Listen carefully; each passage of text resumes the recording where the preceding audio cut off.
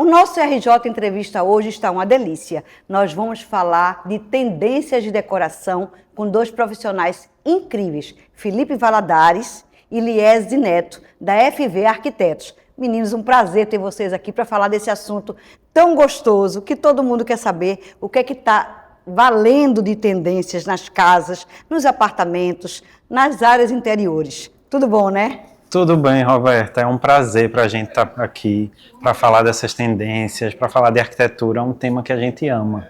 Na verdade, a gente fala que a arquitetura está na vida das pessoas, então que bom que as pessoas hoje começaram a olhar mais para isso, a quererem viver mais a arquitetura, a terem um olho mais clínico para isso e, enfim, estamos aqui para tentar ajudar esse pessoal a se encontrar e a ser feliz nos seus espaços. Vocês têm um escritório em Caruaru e agora abriram um escritório aqui no Recife.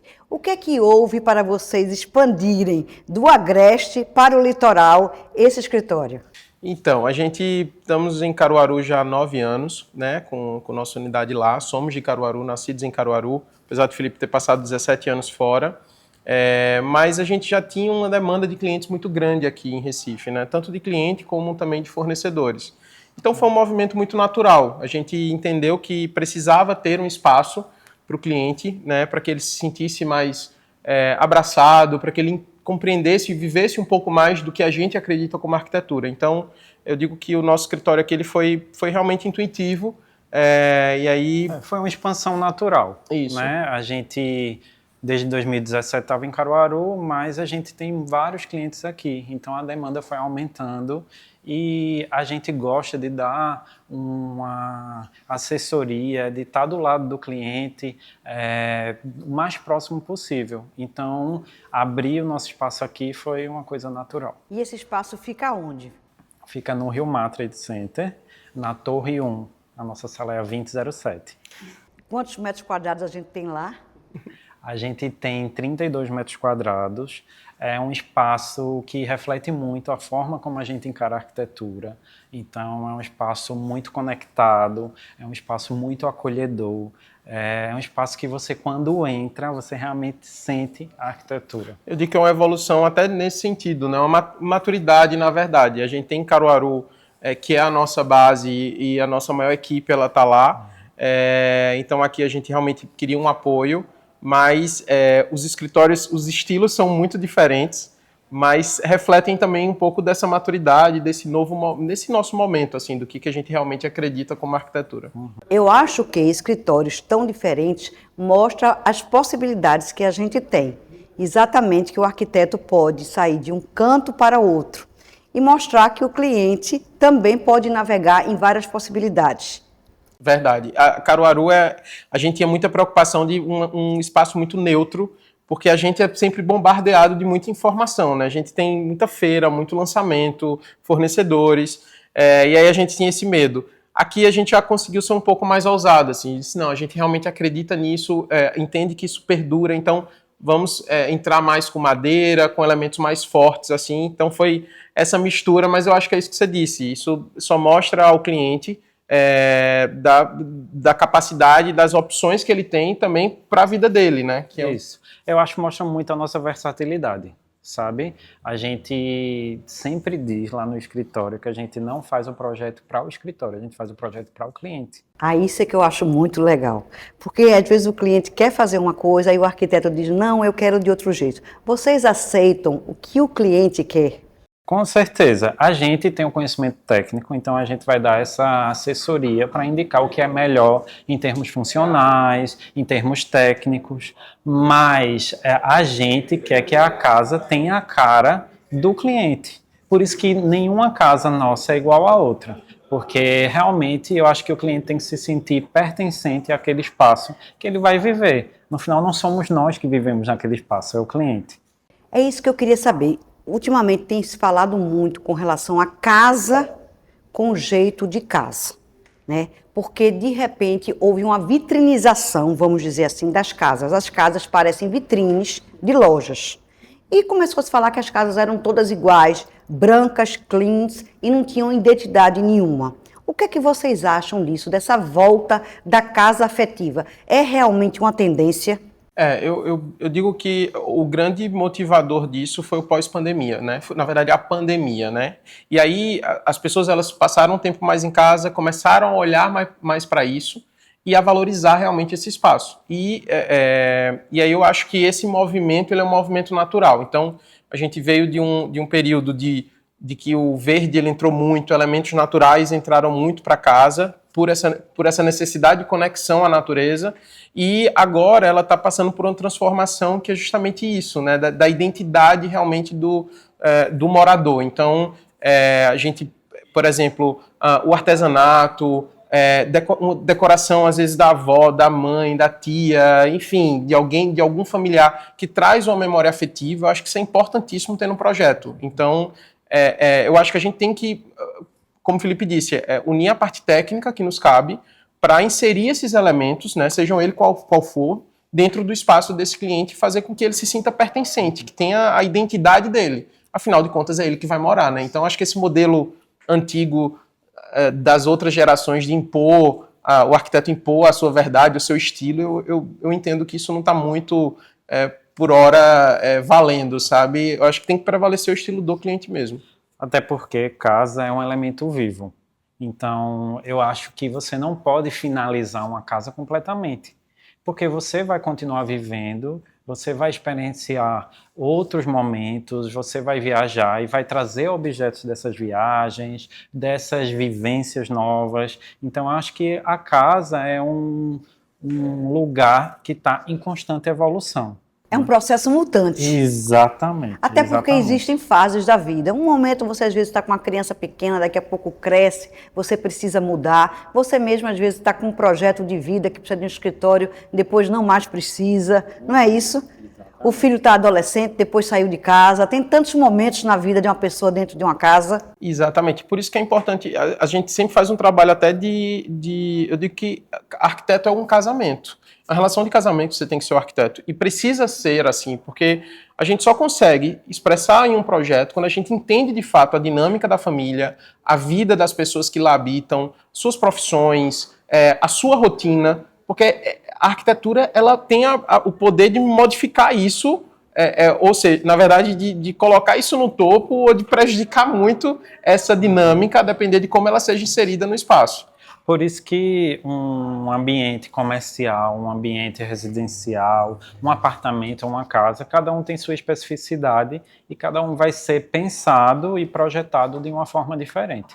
Completamente diferente. Agora vocês falaram tanto aí da questão do artesanato e eu queria saber isso de vocês. Como é que vocês acham o uso do artesanato hoje, que foi introduzido aqui por Janete Costa, tão bem por Janete Costa, nossa grande mestre, saudosa Janete Costa, na questão da decoração de interiores hoje, como é que vocês veem isso, que tomou conta realmente, e se vocês usam esse elemento para decorar a casa, que já é uma etapa final, porque eu gostaria também, antes de falar disso, a gente falar do processo de quando a gente contrata um arquiteto, porque muita gente não tem noção, porque acha que o arquiteto às vezes é decorador, e o arquiteto não é. Como é o processo de quando a gente contrata um arquiteto até a finalização, que é a parte da decoração? Então vamos por partes. Primeiro falar disso, depois da questão do artesanato. O quanto antes você tiver um arquiteto do seu lado, melhor.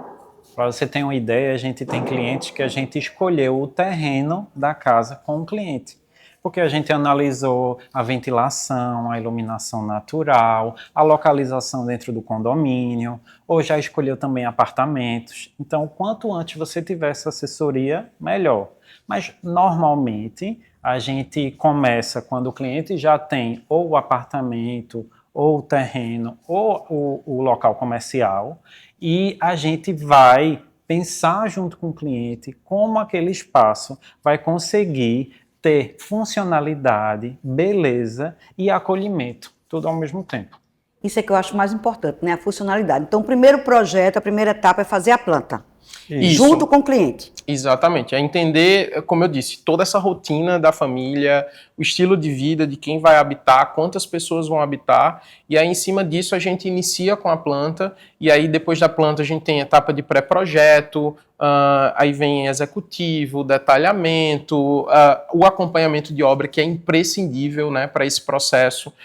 A gente fala que projeto bom para a gente é o projeto que a gente coloca o vaso de planta lá no centro, a almofada no sofá. Porque quando se fecha o ciclo, na verdade, né? Então a gente tem muito esse cuidado de estar com o cliente realmente em todas as etapas, de acompanhar em loja. E eu acho que isso faz a diferença não só para o bem-estar do cliente, como também reverbera no projeto, né? Na garantia de que o que o cliente viu ali atrás e aprovou que vai de fato ser concluído. A gente diz que projeto bom é projeto concluído. Isso. Projeto no papel pra gente não tá legal. A gente quer que realmente aquele sonho se materialize.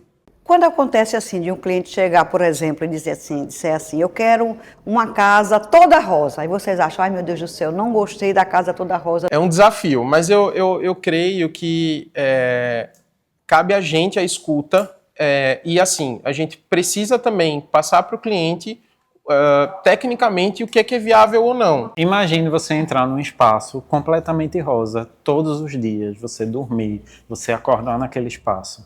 A gente tem certeza que você vai enjoar, isso vai interferir totalmente no seu humor, na forma como você acorda. Então tudo isso a gente traz para o cliente para dizer, vamos colocar uns elementos de decoração rosa, ou vamos colocar uma parede rosa. Então, a gente atende a demanda do cliente, mas a gente consegue, dentro de um ponto de vista técnico, mostrar a ele o que é melhor para ele. Eu digo sempre ao cliente que assim, nosso papel ele é orientar. A decisão sempre cabe a ele. Então, assim, quando se toma uma decisão pautado na informação, você sempre vai tomar a decisão mais coerente. Então, a gente acredita muito nessa linha. Vamos te dar informação. O que tu vai fazer com ela é uma decisão tua. Cabe ao cliente. Exatamente. Claro. Aí é óbvio, isso aí fica... Agora vamos voltar a falar do artesanato. Como é que é o uso do artesanato que vocês têm, um artesanato nordestino, pernambucano, até brasileiro, porque nós temos uma vasta gama de artesanato no Brasil todo. Como é que vocês usam hoje dentro do projeto de interiores? Então, eu digo que a gente é um grande entusiasta do artesanato, né? Primeiro, por onde estamos inseridos, né? Porque Pernambuco é um celeiro de grandes artistas, grandes artesãos. A gente tem a FENEARTE, que é a maior feira de artesanato da América Latina, né? Então, é uma exposição absurda. E eu acho que, novamente, o artesanato ele também tem o poder de trazer e dar essa identidade ao espaço. A gente percebe, às vezes, uma certa resistência do público daqui, talvez por não valorizar, porque para ele está muito próximo o artesanato. Quer dizer, isso. Eu acho que é porque é uma coisa tão comum que você vê todo dia, que o que você tem tão fácil você não valoriza. Mas eu acho que o artesanato consegue que aquele projeto crie raízes, que você olhe para ele e se identifique. Porque você vê todos os dias, a gente tem artesãos maravilhosos, a gente tem uma gama de artesanato enorme, super diversa, então com certeza a gente consegue encontrar para o gosto do cliente um artesanato que se adeque e assim, quando ele olhar, ele vai entender que vai ter aquela sensação de pertencimento. Isso. E no sul, e é impressionante como no sul, sudeste do país, as pessoas valorizam o nosso artesanato. Então, às vezes até a gente traz essa informação para que o cliente perceba o valor que aquilo tem. E aí, devagarzinho, a gente vai conseguindo inserir isso, que eu acho que é nossa identidade. Então, a gente tem que defender muito isso. A gente está num momento também, eu noto, da arquitetura, que está tendo um resgate disso, das raízes. Cada vez mais os clientes entendem a importância da gente valorizar as nossas raízes. E isso está se vendo nas mostras de arquitetura, como Casa Cor, isso está se vendo cada vez mais nos pedidos dos clientes, quando eles vêm e fazem o briefing com a gente. E com relação aos designers brasileiros, vocês usam eles nos projetos de vocês? Então, eu diria que o design brasileiro ele tem uma história, uma particularidade única no mundo, sabe? Uma representatividade única no mundo. Então, eu diria que isso veio dos anos 60, né, com Oscar Niemeyer, com Sérgio Rodrigues, enfim, tem aí um celeiro de muitos designers. E isso, a gente nota que tem um novo movimento, né? Tem alguns designers mais novos que estão surgindo, Jader Almeida, Roberta Bancheri. E eu digo assim, que isso é também parte de uma identidade que você consegue dar num ambiente. Né? É um pouco do que o cliente valoriza, né? A gente tem que também entender isso, qual a disposição dele de investir, de fazer um investimento numa peça, mas ele precisa entender que o valor daquela peça ele vai muito além de um valor material, que é uma peça que realmente ela vai ser deixada e passada por gerações. Então, nosso design, ele é reconhecido mundialmente. A gente viaja bastante, a gente gosta muito, e a gente vê nossas peças espalhadas pelo mundo, porque a gente tem uma qualidade muito grande no nosso design. E o design é uma peça que vai passar, como o Neto disse, de geração em geração. Você está comprando aquela peça que foi pensada, que tem uma ergonomia, que tem um material maravilhoso e que vai perdurar ao longo do tempo. Então, normalmente são peças atemporais que vão ser peças-chave dentro do projeto.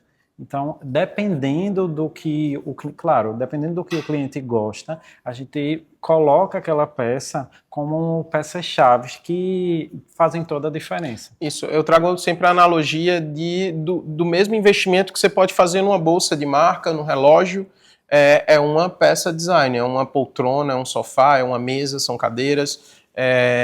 Isso tem valor de mercado, inclusive. Então, hoje a gente compra uma poltrona, sei lá, de Sérgio Rodrigues, que foi desenhada nos anos 60 e que tem valor de mercado. Então, assim, não é uma peça qualquer que daqui a uns anos não vai valer nada, né? E eu acho que isso, o mais importante, na verdade, é o que ela traz de identidade para o espaço, o que ela traz de... Eu ia dizer isso, mais que valor no mercado, ela tem valor histórico. Isso. Aquela peça, ela vem de uma determinada época, ela foi feita por um determinado motivo. Então, você tem dentro da sua casa um pouco da história do seu país. Veja que coisa incrível. E fora isso, também vocês devem valorizar muito também a arte, né? Os artistas plásticos, pernambucanos e brasileiros. Que também é uma outra leva absurda de artistas que temos.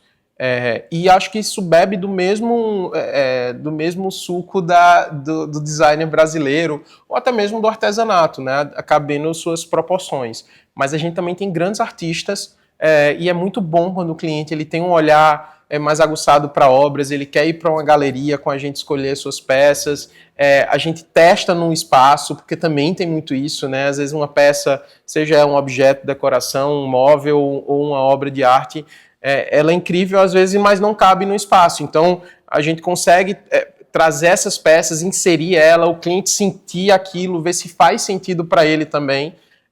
Mas eu digo que aí é quando a gente encontra realmente quando a gente consegue fechar o projeto na sua totalidade. Assim, quando tem-se esse cuidado com realmente todos os elementos que permeiam a sua casa. Mas vocês também são conectados com o mundo. Porque eu estive com vocês, tive o privilégio de estar com vocês em Milão, e vocês também estão conectados com tudo que está acontecendo no mundo, não só em Pernambuco e não só no Brasil. O que é que a gente viu em Milão, que está se usando hoje na arquitetura mundial, e que se pode trazer aqui para Pernambuco, que as pessoas queiram usar nas suas casas, de uma forma geral?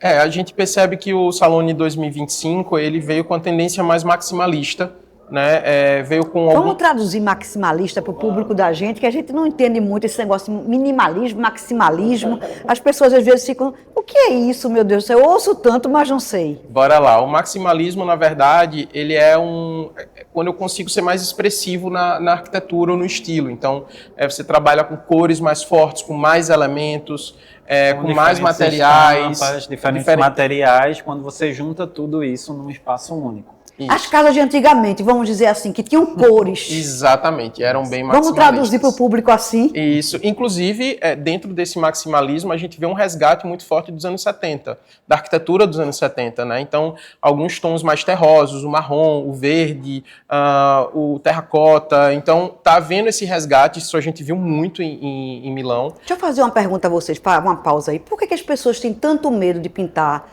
as paredes das suas casas de cores? É tudo tão branco. Eu acho que vem exatamente de antes que se faziam projetos tão iguais e se vendia isso como a única coisa que não vai envelhecer, ou seja, não vai passar de moda, e as pessoas assimilaram isso e agora estão se dando conta de que uma coisa não tem nada a ver com a outra. Você pode fazer uma coisa maximalista e que se perdure durante o tempo e que quando você, daqui a 10 anos, olhe para aquele projeto, sinta ele moderno, e se sinta pertencente. Isso. De desses perguntaram qual era o estilo que agora estava em voga. E assim, a gente fala muito, o estilo que está em voga é o estilo do cliente. É o que cabe a ele. Exatamente, eu adoro essa expressão que a gente diz. O estilo que está em voga é o seu estilo.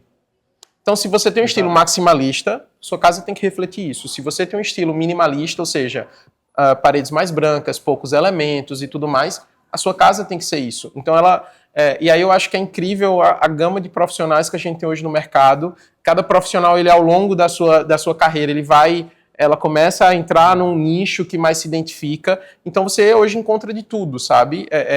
O que é mais importante é essa identificação, ou seja, porque arquitetura é casamento. Então, quando você buscar um arquiteto, busque porque você se identifica com ele. Então, pesquise. Eu digo que Instagram hoje é um meio muito bom, mas perigoso, né? Você tem uma série de perfis que botam render, imagens feitas no computador, mas que não são execuíveis ou que, enfim, não tem nada feito profissional. Então, assim, pesquisem. Isso é uma coisa muito importante que eu queria saber, porque a gente, inclusive, vai nas mostras e chega nas mostras, vê muita coisa bonita, mas que não é concebível de se fazer quando se chega num apartamento de verdade ou numa casa de verdade. Porque ali o chuveiro não é de verdade, a pia não é de verdade, não sai água por ali, tem que ver a tubulação, tem que ver isso. O que eu queria saber é a questão de funcional com beleza, que a gente sempre fala, às vezes o bonito não é funcional. Qual é a de vocês? Sempre o funcional primeiro ou a beleza primeiro? Eu acho que a função ela tem que vir em primeiro lugar. A estética ela é uma consequência. E aí eu acho que unir um bom profissional, eu digo sempre, fazer um projeto bonito é muito fácil. Mas fazer um projeto que atenda às demandas, às necessidades daquela família e tudo mais, aí que está o segredo. Então, por isso que é importante buscar um profissional que de fato você se identifique e que realmente consiga trazer funcionalidade ao seu dia a dia, à sua rotina. E um bom profissional vai transformar o funcional em bonito. Sem dúvida. Ele vai conseguir pegar aquela funcionalidade e transformar numa coisa belíssima, exatamente por isso, porque ela cumpre a sua função dentro do projeto. Principalmente em áreas, né, molhadas, que é o caso de cozinha, e áreas molhadas, como é o caso de toaletes. Né? São áreas realmente que precisam de funcionalidades e que às vezes só se pensa no estético e quando você chega na hora do funcional, você não tem. É isso que eu acho que é o mais importante, que o arquiteto precisa dizer, não, mas não é funcional, você precisa de tomada, até na área comercial mesmo. Acho que hoje os arquitetos precisam chegar para os seus clientes e dizer assim, olha, a gente precisa de tomada para celular. Não é verdade? Com certeza. Porque todo mundo chega, quer carregar minha bateria. E o arquiteto às vezes não coloca uma tomada numa mesa. Exatamente. A gente fala que de tempos em tempos a arquitetura ela muda, né? Ela se transforma. Então, a gente, por exemplo, você vai fazer hoje um consultório, antigamente você tinha que pensar em muitos lugares, TV e revista, porque as pessoas elas passavam a tarde ali aguardando o médico. Hoje isso mudou. Hoje você tem que pensar no bem-estar dele, não se usa mais a TV, então nem a revista, então é o celular. E a experiência, então você já tem um médico com hora marcada, você não passa tanto tempo ali, mas o pouco tempo que você faz tem que passar alguma sensação para você. Então, tudo isso é muito importante que o profissional ele esteja atento para entender isso. E trazendo um pouco, você estava falando a coisa da mostra, né, das mostras de arquitetura de modo geral, eu acho que é um espaço onde você consegue expressar na sua mais intuitiva forma o seu desejo de arquitetura. E óbvio que muitas vezes aquilo ali ela não é funcional, né? Então eu acho que a mostra ela tem que vir no sentido de trazer referência, de trazer materiais novos, de trazer lançamentos, de trazer ideias. Isso é fundamental. Isso, eu acho que a mostra é um espaço para inspiração, não é um espaço que visa a funcionalidade. A mostra ela permite que o arquiteto, o profissional que está ali envolvido, ele consiga expressar a sua criatividade ao máximo, independente de funcionalidade. Então a mostra é uma inspiração. Porque se eu Isso. chegar na mostra e olhar aquele ambiente, chegar e dizer assim, Liesde, Felipe, eu quero copiar esse ambiente exatamente para minha casa. Às vezes não dá. Não dá. Quase sempre não dá. E eu acho que até nosso papel, assim, às vezes a gente recebe muito cliente que vai construir num condomínio, aí vai no condomínio, tira foto das casas desse condomínio e traz, isso, eu digo, isso serve realmente como inspiração, mas tem absoluta certeza que a gente não vai copiar nada do que está aí, porque eu não quero que sua casa seja igual ao do seu vizinho. Não é legal com você, não é legal com o seu vizinho. E não é legal com você como profissional, porque você tem sua identidade. Com certeza. É a mesma coisa quando você chega num cabeleireiro que mostra um cabelo que não é possível no seu cabelo, é isso? Exatamente. Seu fio é outro, a sua pele é outra, enfim. Sua estrutura a forma é outra. do seu rosto é outra. Exatamente. Ou o cirurgião plástico também, que a pessoa quer o nariz. O nariz igual de atriz tal, exatamente não isso. dá, não cabe aqui. Então você tem que explicar como profissional que ali não dá para você fazer uma sala daquela maneira, porque Perfeito. não dá, não cabe. Perfeito, Roberta, exatamente. Agora eu sei que vocês estão participando da Casa Cor, Pernambuco 2025. Vem aí com grandes novidades. O que é que a gente pode esperar dessa participação na Casa Cor 2025? O que é que vocês vão trazer para a gente? A gente está fazendo a loja de artesanato, o CAP, né? O Centro de Artesanato de Pernambuco, sempre tem um espaço na Casa Cor. E a gente está fazendo essa loja de artesanato e ela vai ser um passeio do litoral ao sertão pela cultura pernambucana. Isso, né? Falamos tanto de artesanato Exatamente. E esse ano fomos convidados a fazer esse espaço, que é um espaço ícone num edifício incrível, né? Que fica ali na Rio Branco, no Marco Zero. Complexo Tanhagara. Coisa mais linda o edifício. E o nosso espaço ele vai refletir justamente tudo que a gente tem de mais incrível no nosso estado, né? O artesanato do nosso estado que é tão rico, tão maravilhoso. Então é uma forma, na verdade, um desafio para a gente incrível de fazer esse espaço. É a nossa terceira edição na Casa Cor. E acho um evento fantástico, assim. Digo sempre a todos que visitem, conheçam, que é maravilhoso. E mais uma vez a gente vai trazer essa coisa da arquitetura sensorial.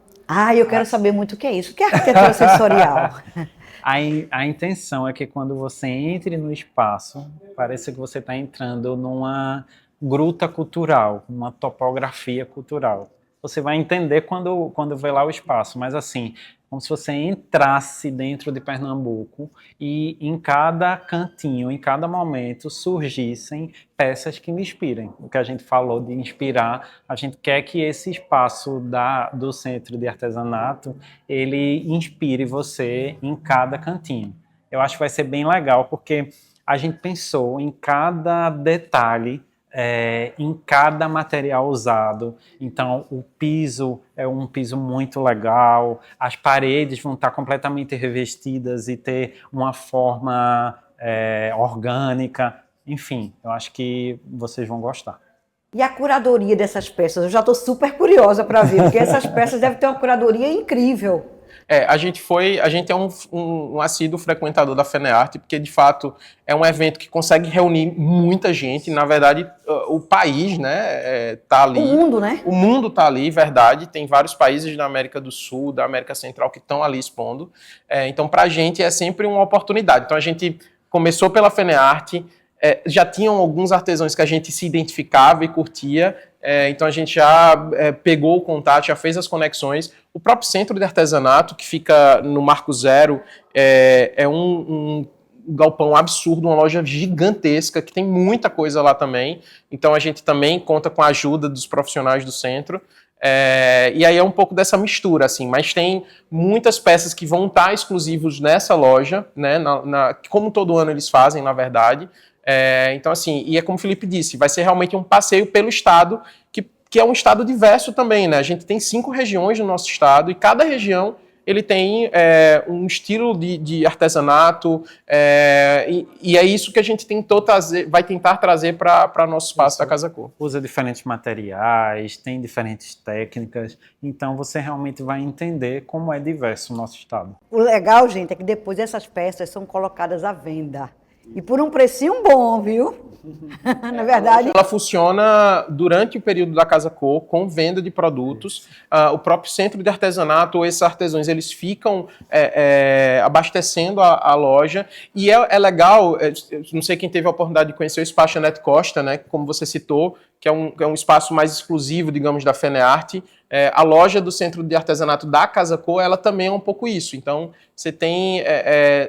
já passou por um crivo maior, uma peneira maior, então realmente você consegue encontrar ali peças que vão ter identidade, que vão ter história, né? E é isso que a gente queria trazer. Inclusive, teremos peças que serão feitas especificamente para a loja da Casa Cor. Exatamente. Então, Tudo isso novidade, viu? Que coisa boa.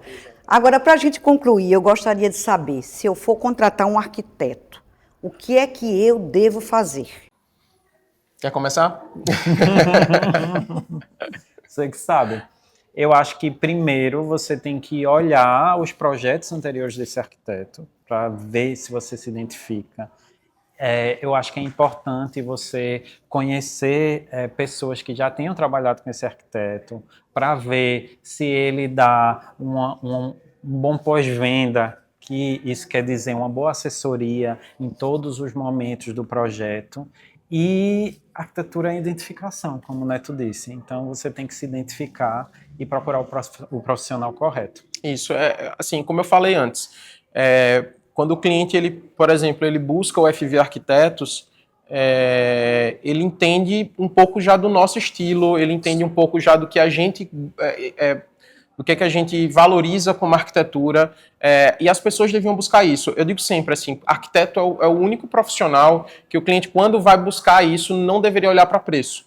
Porque o custo do arquiteto, diante da magnitude de uma obra, seja da sua casa, seja do seu ponto comercial, seja do seu apartamento, é ínfimo. Então, assim, é realmente importante que você diga, não, eu me identifico com aquilo ali, com o que ele faz, com o que ele acredita, então deixa eu me conectar com ele, tentar viabilizar isso, porque é um casamento. Então, a gente tem relação com o cliente de 20 projetos, isso foi construído ao longo de muitos anos, então a gente já entende o estilo dele, já entende o que ele quer, ele já nos entende, então acho que isso torna muito mais fluido o processo e muito mais agradável, né? Afinal, a gente lidar com sonhos, a gente sempre fala assim, é sempre o sonho, se é sua loja, se é sua casa, se é seu apartamento, se é sua casa de praia, de campo, é o seu sonho. Então, a gente tem uma responsabilidade muito grande em lidar com esse sonho e cuidamos muito bem dele, né? Então, é um pouco do que a gente entende. E geralmente aquele espaço ali vai se tornar, né, ou a moradia ou o grande negócio da vida da pessoa. Exatamente. Por isso que é fundamental que você escolha muito bem um profissional. Isso. A gente diz que a gente lida com sonhos, não é com projetos.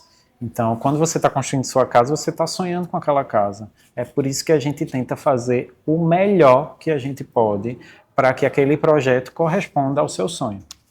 Gente, foi um prazer conversar com vocês e a gente termina aqui. O RJ Entrevista conta com o apoio da Copergás.